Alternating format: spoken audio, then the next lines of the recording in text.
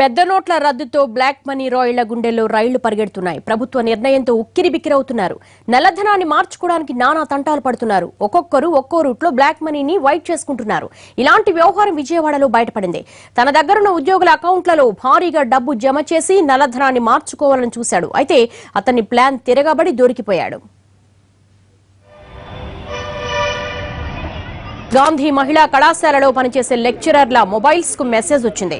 మీ account లో డబ్బులు పడ్డాయి, మళ్లీ అందులో కొంత విత్డ్రా చేశారు అనేది దాని సారాంశం. తాము ఎలాంటి డబ్బు జమ చేయకుండా మొబైల్స్ కు మెసేజ్ రావడంతో ఉద్యోగులు షాక్ గురయ్యారు. దీనిపై బ్యాంకులు ఆరా తీయడంతో అసలు విషయం బయటపడింది. కాలేజీ కరెస్పాండెంట్ కాంతారావు లెక్చరర్ల ఖాతాల్లో డబ్బు జమ చేశారనే విషయం వెలుగు చూస్తుంది. దీంతో పోలీసులకు ఫిర్యాదు చేశారు బాధితులు.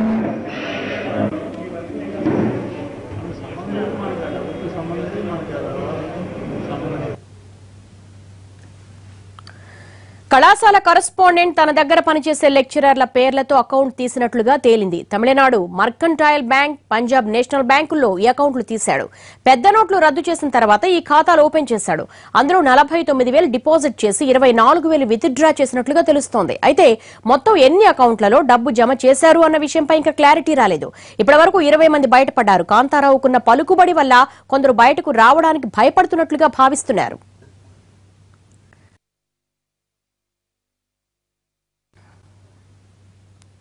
బాధితుల ఫిర్యాదుతో పోలీసులు రంగంలోకి దిగారు. మరిన్ని వివరాలు మా ప్రతినిధి హరీష్ అడిగి తెలుసుకుందాం. హరీష్, అకౌంట్ల వివరాలు తెలిసాయా? ఇంకా బాధితులు ఎంతమంది బయటకు వచ్చారు? కొంతమంది అతని పలుకుబడిని చూసి భయపడుతున్నట్లుగా తెలుస్తుంది. పోలీసులు ఏమంటున్నారు? ఆర్థిక లావాదేవీలకు సంబంధించి విజయవాడ పాత బస్సులో కాంతారావు అనేటువంటి కళాశాలకు సంబంధించినటువంటి చైర్మన్ చేసినటువంటి లావాదేవీల మీద ఉద్యోగస్తులు ఇచ్చినటువంటి ఫిర్యాదుతో పోలీసులు రంగంలో దిగారు. దర్యాప్తును ముమ్మరం చేసినటువంటి పరిస్థితి. ఇప్పటికే కేసులు నమోదు చేశారు. కాంతారావును కూడా అదుపులో తీసుకున్నారు. కేసు దర్యాప్తు చేసినటువంటి ఏసీపీ పాలరాజు గారు ఉన్నారు. సార్, అంటే ఇప్పటికే పాత నోట్లకు సంబంధించిన వ్యవహారం చర్చనీయాంశంగా మారినటువంటి నేపథ్యంలో ఇప్పుడు ఈ కళాశాలకు సంబంధించినటువంటి అకౌంట్స్ సిబ్బందికి లేకుండా వాళ్ళ సంతకాలు తీసుకొని బలవంతంగా తీసుకొని చేశారు. అంటే దర్యాప్తు ఎలా ఉంది, ఏమి సమాచారం వస్తుంది? బేసికలీ విక్టిమ్స్ ఎవరైతే ఉన్నారో వాళ్ళు తమ సర్టిఫికేట్స్ ఇవ్వట్లేదు. ఈ ట్రాన్సాక్షన్ ఉంది కాబట్టి మా దగ్గర బలవంతంగా విడ్రాయల్ ఫామ్స్ మీద, అట్లాగే డిపాజిట్ ఫామ్స్ మీద మాకు తెలియకుండానే బ్యాంకులో డబ్బులు వేయటం, బ్యాంకులో డబ్బులు డ్రా చేయటం జరగడమే కాకుండా మేము వెళ్ళిపోతాము, మా సర్టిఫికేట్స్ వెనక్కి ఇవ్వండి అంటే మా సర్టిఫికేట్స్ ఇవ్వకుండా ఆపారు అన్న దీంతో వాళ్ళు కమిషనర్ ఆఫ్ పోలీస్ని విక్టిమ్స్ కలవడం జరిగింది. సార్ ఇమీడియట్గా ఇది కేసు దర్యాప్తు చేయమని చెప్పడం జరిగింది. సో దర్యాప్తులో భాగంగానే కేసు రిజిస్టర్ చేసి మనం ఇన్వెస్టిగేట్ చేస్తా ఉన్నాం. దీంట్లో మనకు తెలిసిన విషయాలలో ఒకటి, కొంత అమౌంట్ ఏదైతే 12 లక్షల అమౌంట్ ఏదైతే ఉందో అది 43 అకౌంట్ల ఓపెన్ చేయబడ్డాయి 10th రోజున. 29 అకౌంట్లలో ట్రాన్సాక్షన్స్ జరిగాయి. మ్యాక్సిమం అమౌంట్ 48,000 నుంచి మినిమం అమౌంట్ 20,000 వరకు ఈ ట్రాన్సాక్షన్ జరిగింది. దీనికి సంబంధించి most of the accounts 29 accounts ఏవైతే ఉన్నాయో దాంట్లో 6 లక్షల అమౌంట్ 24th లోపల విడ్రా చేయడం జరిగింది. ఇంకా 6 లక్షల అమౌంట్ మనకు బ్యాంకులో ఉంది. దీనికి సంబంధించి బల్క్ విడ్రాయల్స్, బల్క్ డిపాజిట్స్ జరిగాయి కాబట్టి సో బ్యాంక్స్కి సంబంధించి ఆర్బీఐ గైడ్లైన్స్ ఏవైతే ఉన్నాయో దానికి సంబంధించిన విషయాన్ని కూడా మేము తీసుకొని కన్సల్ట్ చేసి దానికి సంబంధించి మనం ఇన్వెస్టిగేట్ చేయడం జరుగుతుంది. వన్స్ ఇన్వెస్టిగేషన్ కంప్లీట్ అయిన తర్వాత వివరాలతో మళ్ళీ మీ ముందుకు వస్తాం. అంటే ఇప్పటికే నగదుకు సంబంధించినటువంటి వ్యవహారాల మీద ఆంక్షలు ఉన్నాయి. అయితే ఈ సంఘటనకు సంబంధించి బ్యాంకు అధికారులకు సంబంధించినటువంటి ప్రమేయం కూడా ఉన్నట్టుగా కనిపిస్తుంది. అంటే వాళ్ళ మీద ఎటువంటి కేసులు నమోదు చేశారు, ఏ సెక్షన్ల కింద? ప్రస్తుతానికి అంటే మనం ఇన్వెస్టిగేట్ చేస్తూ ఉన్నాము. కంప్లీట్గా డాక్యుమెంటరీ ఎవిడెన్స్ మనకు తీసుకున్న తర్వాత ప్రొసీజరల్ ల్యాప్సెస్ మనకు ప్రాథమికంగా కనపడుతున్నాయి కాబట్టి దానికి సంబంధించి ఎవరెవరు అంటే వీళ్ళు బల్క్గా ఇవ్వాలి అంటే అక్కడ ఎవరితోనో మాట్లాడి ఉండాలి. ఎవరితో మాట్లాడారు, అక్కడ బల్క్గా ఎలా తీసుకున్నారు మనుషులు లేకుండా, అంటే ఈ విక్టిమ్స్ ఎవరు అక్కడికి వెళ్లకుండానే బ్యాంకులో డబ్బులు డిపాజిట్ అవ్వటం, బ్యాంకు నుంచి డబ్బులు విత్డ్రా అవ్వటం, అవన్నీ ఏ విధంగా జరిగాయి అన్నది చూస్తున్నాం. దాంట్లో బ్యాంక్ అధికారుల పాత్ర ఎంత ఉంది అన్నది ఇన్వెస్టిగేషన్ కంప్లీట్ అయిన తర్వాత విల్ కమ్ బ్యాక్. ఎవరెవరిని అదుపులో తీసుకున్నారు? ఈ కేసుకి సంబంధించి ఎంతమంది మీద కేసులు? ప్రస్తుతానికి మనం ఎవరిని అదుపులో తీసుకోలేదు.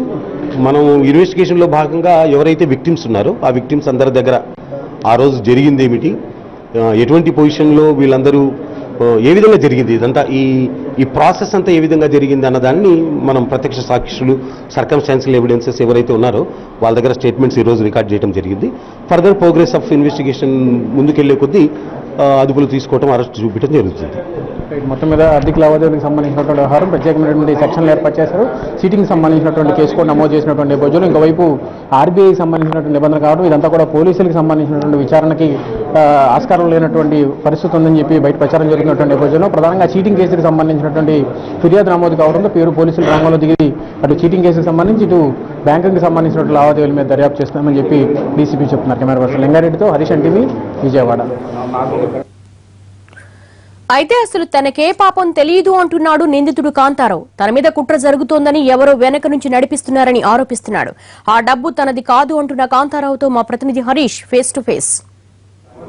నగదు లావాదేవీలకు సంబంధించినటువంటి వ్యవహారంలో కీలకంగా వ్యవహరించేటువంటి విజయవాడ పాత బస్తీలో ప్రముఖంగా వినిపించేటువంటి పేరు కాంతారావు. ప్రస్తుతం ఆయన మీద పోలీస్ స్టేషన్లో కేసు నమోదైంది. తమకు తెలియకుండా తమ అకౌంట్లో డబ్బులు వేశారని చెప్పి తమ దగ్గర పనిచేసినటువంటి స్టాఫే పోలీసులు కేసు నమోదు చేశారు. ప్రస్తుతం ఆయన పోలీసుల అదుపులో ఉన్నారు. సార్ చెప్పండి, ఎందుకు ఇంత రకమైనటువంటి పరిస్థితులు వచ్చినాయి? ఎందుకు మీ మీద ఈ రకమైనటువంటి కేసులు పెట్టాల్సినటువంటి పరిస్థితి వచ్చింది? తెలియదు సార్ నాకు.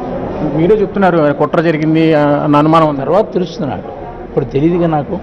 ఇప్పుడు యాక్చువల్గా పొద్దునే తెలుసు నాకు ఏది కేసు పెట్టారని. తర్వాత తెలుస్తుంది నాకు ఎవరున్నారు, దీని వెనకాల ఎవరు చేస్తున్నారు అనేది తర్వాత నాకు అర్థం అవుతుంది. ఇప్పుడు మట్టుకు నాకు అర్థం కాల. అంటే మీ దగ్గర పనిచేస్తున్న స్టాఫే మీరు డబ్బులు వేశారని చెప్పి డైరెక్ట్గా పోలీసులకి ఫిర్యాదు చేసినటువంటి పరిస్థితి. అంటే వాళ్ళ మీద మీకు ఏమైనా అనుమానం ఉందా? వాళ్ళ వెనకమాల ఎవరు? నాకే అనుమానం లేదు వాళ్ళ మీద. మీరే మా స్టాఫ్ మీద మాకు అనుమానం లేదు. పోలీసు ఒక అమ్మాయి రిపోర్ట్ చేసింది, దాని మీద కేసు చేశారని తెలుస్తాను నాకు. మా స్టాఫ్ మీద అనుమానం లేదండి. దశాబ్దాలుగా విజయవాడ పాత బస్తీలో ప్రముఖ పాత్ర పోషిస్తున్నారు. అన్ని రాజకీయ పార్టీల వాళ్ళు మీతో టచ్లో ఉంటారు, ప్రముఖులు కూడా మీతో టచ్లో ఉన్నటువంటి పరిస్థితి. ఇప్పుడు ఉన్నటువంటి పరిస్థితులు బ్లాక్ మనీకి సంబంధించిన చర్చ జరుగుతున్నటువంటి పరిస్థితులు ఈ నేపథ్యంలో మీ మీద ఇంత రకమైనటువంటి ఆరోపణలు రావడం వెనక నాకు యథార్థంగా తెలియదండి. విషయ ఫ్యాక్ట్ నాకు తెలియదు, లేకపోతే నేనే చెప్తాను కదా. ఇప్పుడు పోలీస్ స్టేషన్లో మీరు నేరం చేసినట్టుగా కూర్చోవాల్సినటువంటి పరిస్థితి వచ్చింది. నేనే వారు పిలిచారు, నేను వచ్చాను. మీ మీద చీటింగ్ కేసు కూడా పెడుతున్నారని చెప్పి చెప్తున్నారు. తెలియదు మరి నాకు, వారు ఏం పెడుతున్నారో నాకు తెలియదు. పైగా మీరు అసలు ఏం చెప్తారు ఈ కేసుకి సంబంధించి? మీ మీద వస్తున్నటువంటి ఆరోపణలకు మీరు సంబంధం లేదని చెప్తున్నాను. నాకు ఎట్టి పరిస్థితులు నాకు సంబంధం లేదు. మరి ఎవరు వేశారో ఎవరు తీశారో నాకు సంబంధం లేదు. ఈ కేసుకు సంబంధించి మాత్రం తనకు ఎటువంటి సంబంధం లేదు. నిజాలు ఏవైతే ఉన్నాయో అవి నిలకడగా బయటకు వస్తే పోలీసు విచారణలో పూర్తి స్థాయిలో బయటకు వస్తాయి. ఆ తర్వాత నిజాలు ఏంటి అనేది కాలమే